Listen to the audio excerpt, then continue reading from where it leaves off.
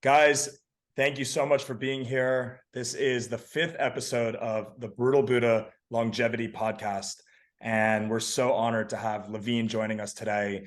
Lavine and I have been friends for almost a year now, and he missed Ro when Ro was here, but we are really honored to talk all things longevity. And without further ado, let's go ahead and introduce Lavine as our guest for today. So Lavine, if you can give a quick introduction of yourself and what brings us here today.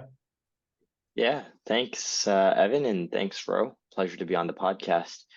My name is Lavine Hemlani, and I'm the founder and CEO of Xccelerate. I guess a little background. I grew up in Hong Kong, but I spent 7 years in the US. Loved my time in Chicago. That was freezing. And loved my time in New York. I did some work in Wall Street in M&A, private equity, hedge funds, as many young people do. And yeah, I kind of decided to take a step back and go travel the world for a bit when I was 22. And that allowed me to become a serial entrepreneur. So I started building schools in Africa and traveled to 30 countries. And I just really fell in love with, the concept of building businesses in education, energy, and healthcare. And that's why it's called the Xccelerate Group, because I'd like to accelerate the human race. I'd like to accelerate the lives of 100 million people. And these three key areas are very clear to me, very dear to me. It's amazing. What an intro. And I'll just say for the audience, Lavine is coming off of his personal record. Now, you'd probably never guess what we're talking about, but you're probably thinking, is it how much he benched or how much he squatted, how fast he sprinted? This guy just did a 52-hour fast. So before we get into all of that, also wanted to, reintroduce Ro for any of our audience members who haven't been listening to the first four episodes, who are joining for the first time. Ro, can you just share a little bit about yourself, why we started Brutal Buddha and, what the brand means to you?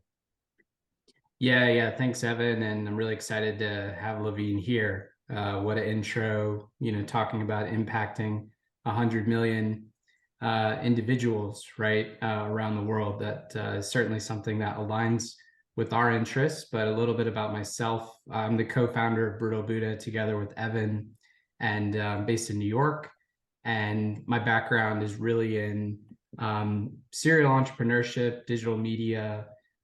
Co-founded this brand together with Evan. The idea was 2018. We launched on Kickstarter. So we've been essentially working towards a very similar vision Lavine outlined, where we're starting smaller, but eventually we'll reach that big ambition where we want to increase not necessarily the lifespan, but the health span of 1 million men by 5 years. So that's how we will basically measure success for this brand. And we've built the world's most comfortable apparel for men, protective athleisure or health leisure. And we're really excited to be here and talk about longevity. I love it. Great intro, Rose. So without further ado, we're going to dive into some of the meaty topics of today's longevity podcast.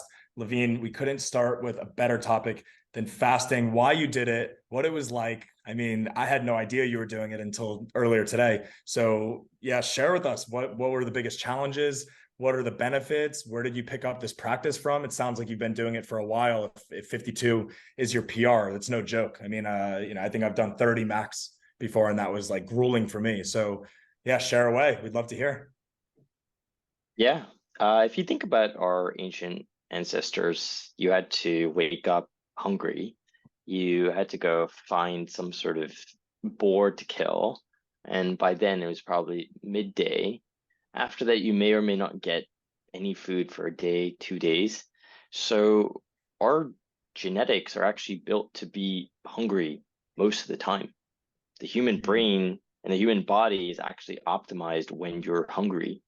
Now, I'm not saying you should starve yourself, but I found two things quite powerful for my life as an entrepreneur. I think it's very easy to be stressed out. And at night you have vices. Like, I don't know about other founders, but I know like 800 founders to this organization. I built Founder Circle, and we all struggle with stress, emotions, ups, downs, like all the stuff you don't see on LinkedIn. And for me, it might have been go grab a drink. It might have been like, eat something sugary at night, which one messes up your sleep, alcohol really mess up your sleep. And two, eating a lot, then the digestion also causes you to be gluttonous and lethargic the next morning. So once a month, I try to do a 24 to 48 hour fast, like just taking 2 coffee, tea, and water. I think it cleanses the body, it cleanses the mind, it cleanses the soul. It's very purifying. Allows you to feel amazing when you do a workout or two. I was wearing the Brutal Buddha gear at the gym yesterday while lifting on a 40. I was on hour 40 when I was fasting, and I think it's really valuable because it allowed my body and my mind to kind of reset, and you reach this sort of clarity in your mind and clarity in your focus, which is so crucial for founders. It's so easy for us to do all the shallow work. Like, let me message this person, let me podcast here, let me text this guy, let me WhatsApp this person. And don't get me wrong, that's really important, but I'm talking about the deep work, right? I'm talking about the work that pushes your needle forward, right? Setting up systems, setting up infrastructure, setting up the goals, setting up your key partnerships, your key branding, like hiring the right people.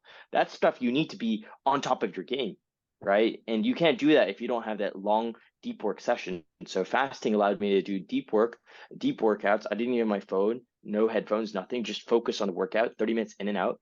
And I just get a lot of benefit from it. So once a month, once every 2 months, 24 to 48 hours, clean water fast. I mean, you can use bone broth as well. That's pretty good. And then I think once a week, it's good to also do like 18 to 24 hours.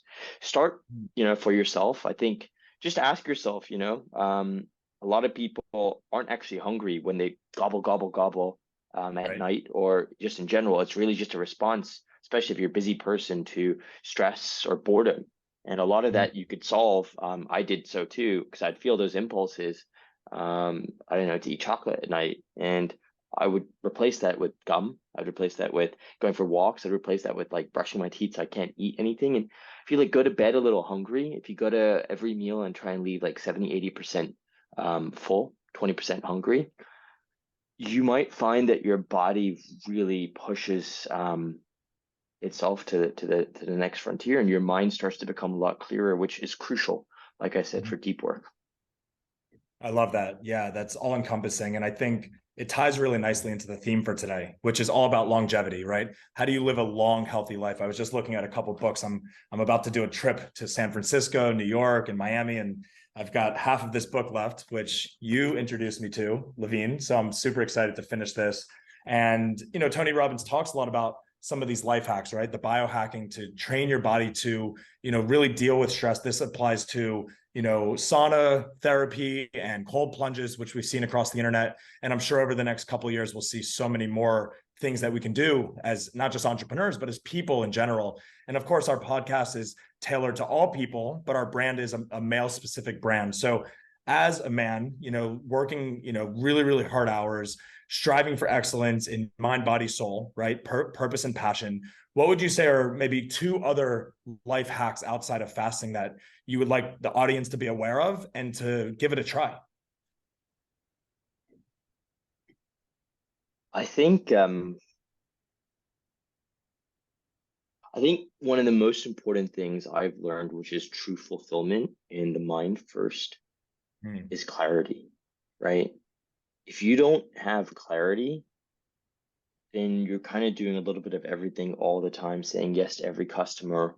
For building a business, you need to know who you're targeting, what your value is, how you're going to serve them, how everything works. You need to be on top of that. So clarity is the ultimate form of motivation, right? Why do people, when you come to the office, you're just not sure what you're doing because you don't have clarity, right? Clarity allows you to spend the weekends planning for the day ahead. Clarity allows you to chunk up 2 hours, 4 hours. Evan, we talked about this, deep work sessions where you do the stuff that moves the needle forward, right? Turns out you could take something that you've been procrastinating for 4 months, 4 weeks, and I am guilty of this, and just put it into a 2 hour, 3 hour deep work session with clarity that says, this is the start time, this is the end time, this is the goal, this is why it's so crucial.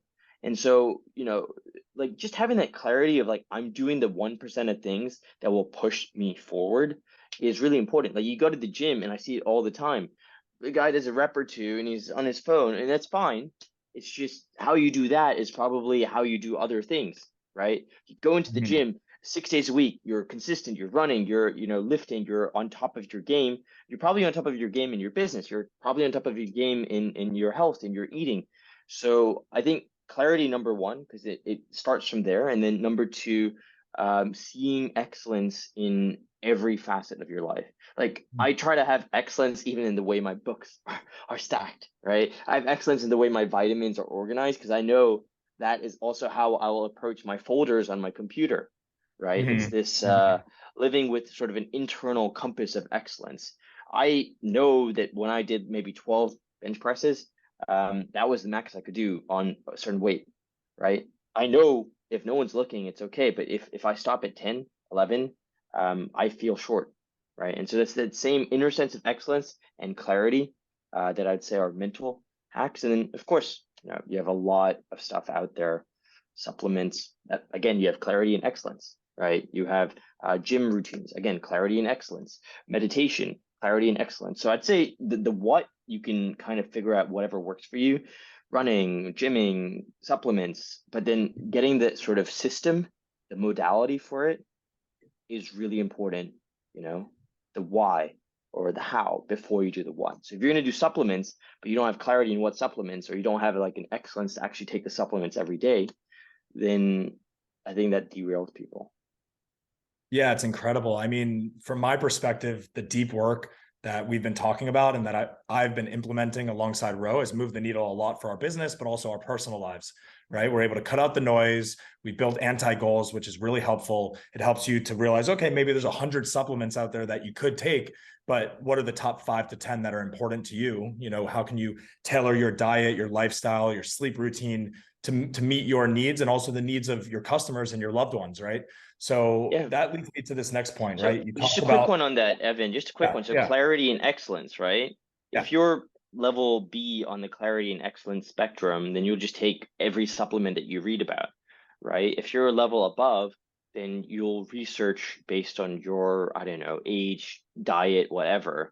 If you're an A Mhm. plus, and I've done this, you'd actually go to a DNA testing company, maybe two of them, get feedback, start implementing a plan for the types of food and supplements where you have deficiencies. Like I know I struggle with B12, just my genetics, right? I know I have methylation cycles that are way slower. I have Mhm. super low dopamine, like 40, 50%, which means that if I'm not on top of my diet, I actually don't feel motivated. And I Mhm. think the clarity then meant that I would change simple atomic units of my life every day. So clarity and excellence means that you're kind of making those changes every day, and you'd be surprised how quickly they stack up. But please continue. No, that's great. That's great. And, you know, talking about stacking up, what are some of the things people can do practically to start moving towards that? We've talked a lot about this, right? Putting it on the calendar right now in the moment, you know, saying this is when I'm going to be doing it. And also having somebody to hold you accountable, right? It's very easy to kind of skip corners, you know, delay things, procrastinate when there's nobody that can check in on you. So can you talk a little bit about how you leverage things like Founder Circle, your family, your closest network of friends? By the way, I've never met somebody who's known more people's names than I have, right? You're amazing with people. And I think that just ties back into this concept around clarity and also deep care, right? You talk about deep work, but you also have deep care for the people that you do engage with. So yeah, can you just talk about some practicalities around it for people Yeah, on the line? yeah. People joke my name is Lavine, so I was like, oh yeah, my goal and mission is to spread love to everyone. Um, Really just sending out positive vibes. I think I think before you try to look at anyone else for accountability, try and think about the legendary version of you. Like even this Mm, morning, I was doing intermittent training, right? Run fast, run slow, run fast, run slow. And I normally go with the running group at 6:30 on a Friday, but just working really late on some financial models last night. I then imagined me like the perfect, legendary, completely shredded, on top of his game, on top of his business version of me running next to me, right? And it kind of was motivation that he's running even faster because he's way fitter because, he's been running every single day. Even at the gym, I try and visualize that guy who, doesn't skip the workout, or when he's at the workout, he puts his phone away They're not distracted by, anything. He's just very, very present. In business, I imagine the same guy, right? The legendary version of Lavine in this case. And you can Mm. replace it. You could be like, oh yeah, what would be, you know, what would a billionaire do in this case when it comes to meetings, right? What would like the world's greatest biohacker? I really look up to people like Brian Johnson, who also went to University of Chicago, do in a situation like impulse control at night, right? What would a wise and sort of well-read person do when it approaches challenges? Like think of Seneca and Aristotle. So you can kind of Mhm. have these different frames of references where before you're encountering a decision, you can say like, what would my legendary version do? What would like a wise version do? What would my mentor do in this situation? And that gives me the accountability, right? I can kind of imagine that version of me or that mentor of mine, even if he's dead, for example, just someone great, could also hold you accountable, and you can start to visualize that. Yeah, you've lived in the US, for many years of your life. You have global experience. You've worked on Wall Street, right? You transitioned to build something where you knew there were going to be huge risks, right, for your personal life, making a big jump from, a consistent salary and, working, semi-regular hours to basically working around the clock for the last, half decade or more. Can you tell us, what I'll just preface it to say at Brutal Buddha, one of our main mantras is to help and inspire people and help them to live, connect, and feel better, right? Like that is what we want to do, similar to your mission. And we have a goal of helping to impact at minimum 10 million men in the next 5 years, hopefully 100 million plus. And that's what we're aiming for. So as we do that, can you just share a little bit about how you have found purpose and how you have found inspiration to go after your dreams and to really impact these 100 million people across the world more and more? Yeah, I mean, when I was 22, 23, I started my first company, and I think I was just naive more than anything else. Wow, I'm going from an investment banker making really good money to traveling the world and feeling a life of adventure where 6 months is like a sabbatical. And then I started a company in a space that I had very little idea about, which was, training and hiring advanced tech talent in cloud, cyber, blockchain, data, product management. And, it's like trained 50,000 people since I first started it 6 years ago. And I had no idea how hard it would be, right? But I was driven by almost like a soulful calling, right? Mm. Wall Street was a career, education, climate, biotech is a calling. Building these companies, it's almost like a craft, right? And you take a lot of mastery, and you take a lot of pride and fulfillment in building something from nothing and mastering your craft, right? Mm. So I think to answer your question, what's been really important is to sustain a expectation-less lifestyle. I don't expect anything. If I pitch an investor, don't expect anything. If I'm working on a massive partnership, don't expect if it passes, fails, doesn't matter. And I think that frees one's attention from, oh, I need an exit, I need an IPO, to I am just really focused on excellence today. I'm really just focused on excellence in this moment. And ultimately, that's all I can control, which, yeah, it frees a lot of mental energy and sort of that primal energy of a male to try to channel it into his craft, which I think is really important.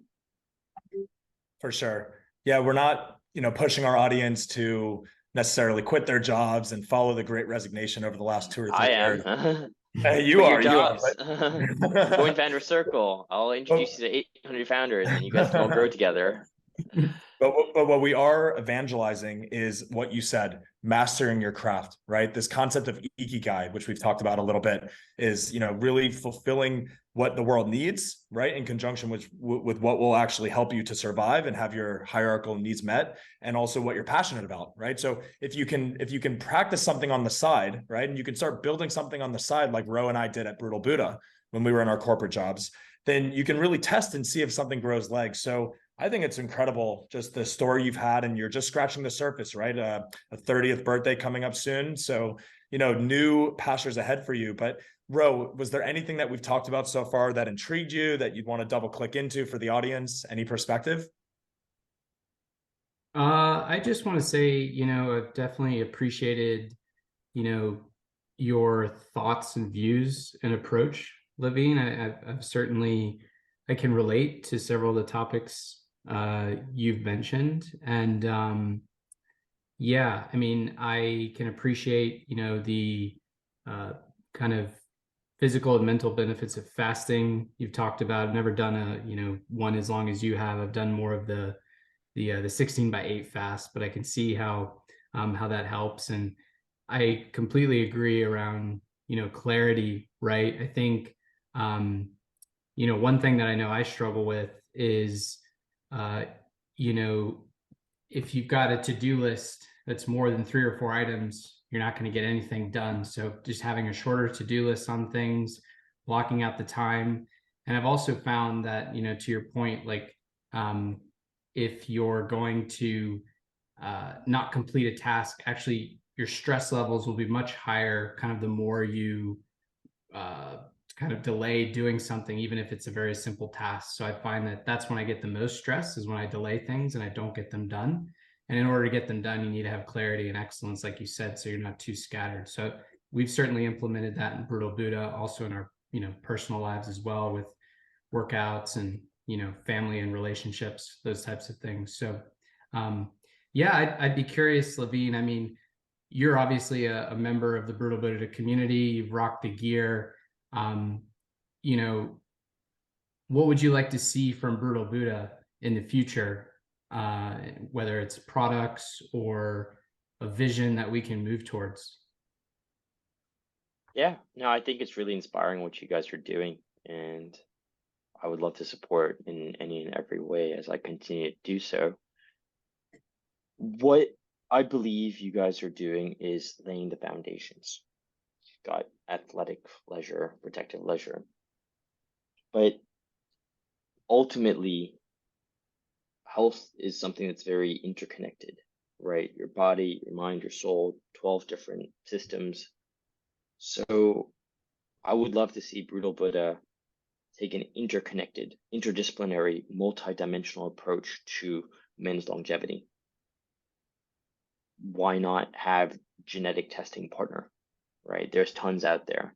So when you buy Brutal Buddha, you can work with a genome testing partner.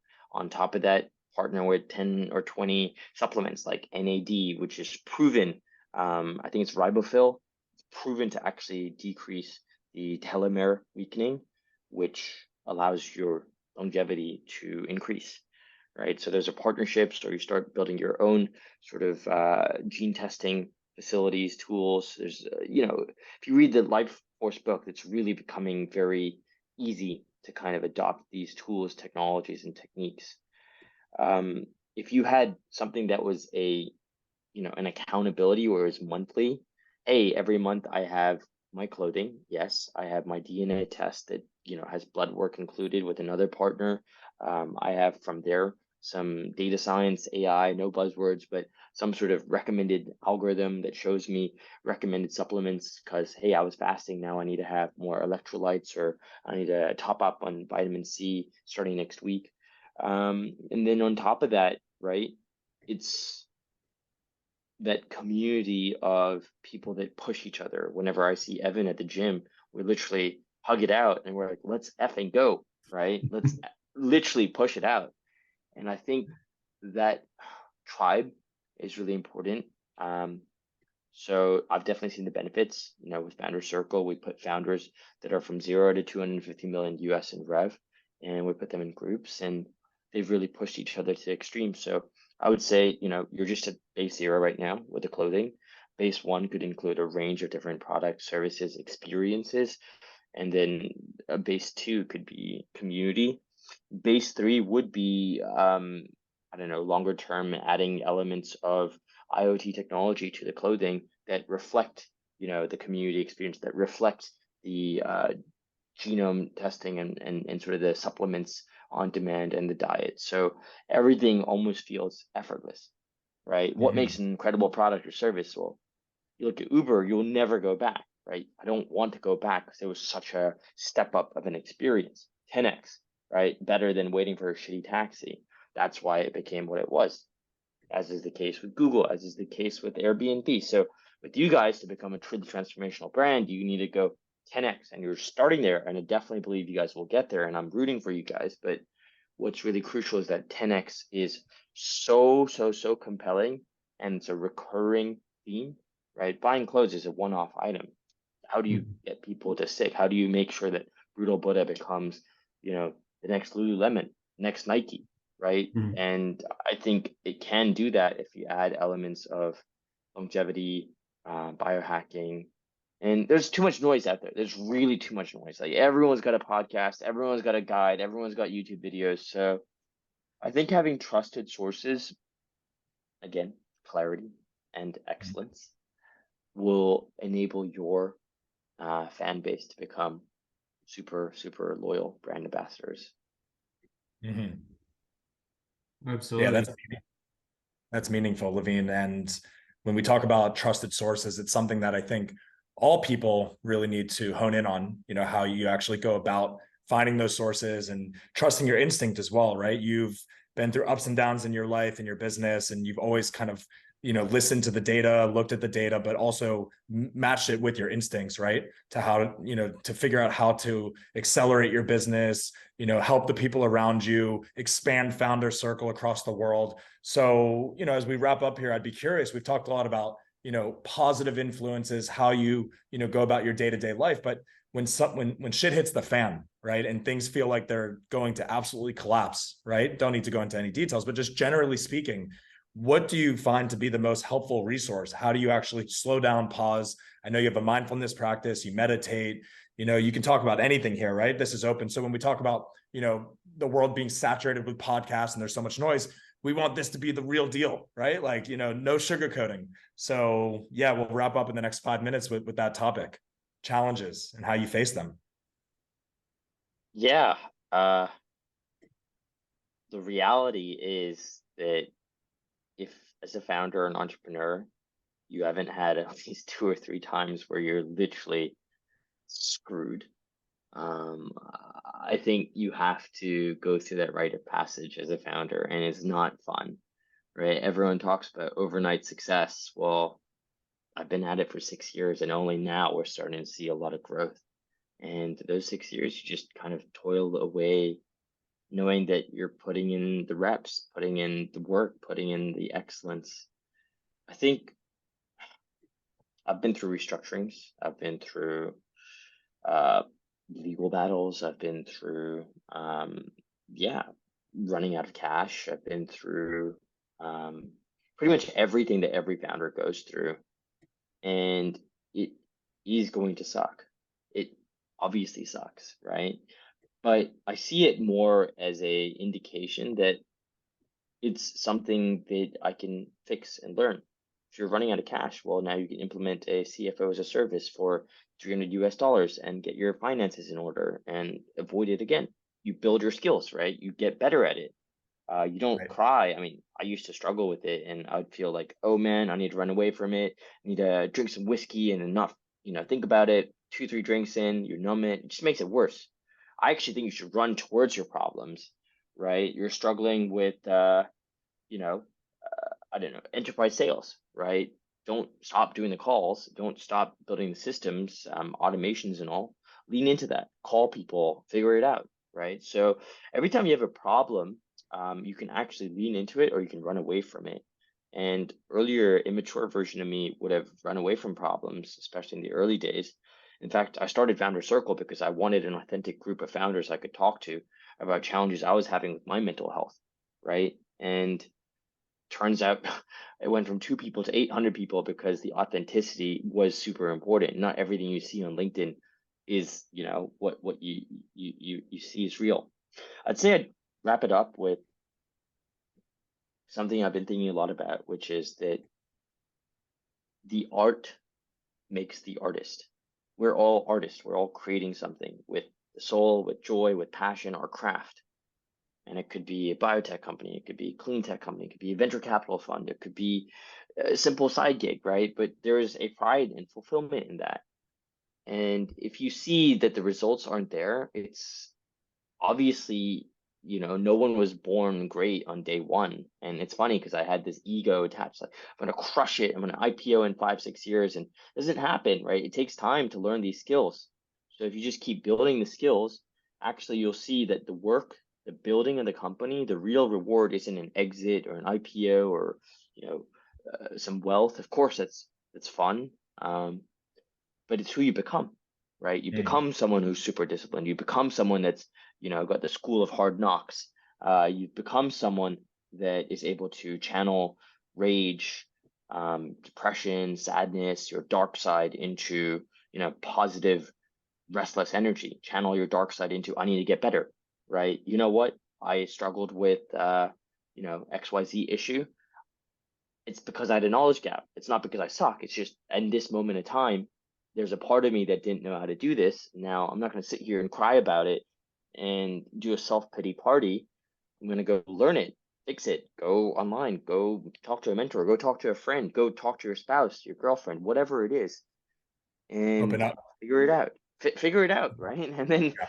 99%, you're probably not going to face it, right? Once we set up good financial systems or once we set up good B2B infrastructure, guess what? Those problems didn't come up again. Other problems came up, which was good because it meant that I was upgrading, right? I was going from a level 2 entrepreneur to level 4 entrepreneur, level 7 entrepreneur.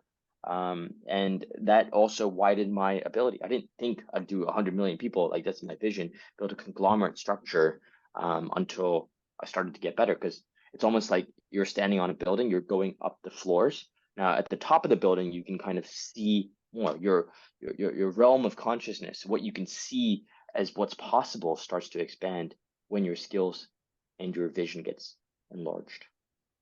Yeah, it's kind of like Darwin's, overall theory of the fittest, right? The theory of evolution, survival of the fittest. But I think we're now in a day and age in 2023 where it's really thrival of the grittiest, right? Like, if you have the grit, if you have the desire to keep moving forward, to keep pushing and accepting when you fall short and finding ways to, circumnavigate those shortcomings, then you're going to find your way to the top, whatever that looks like for you. So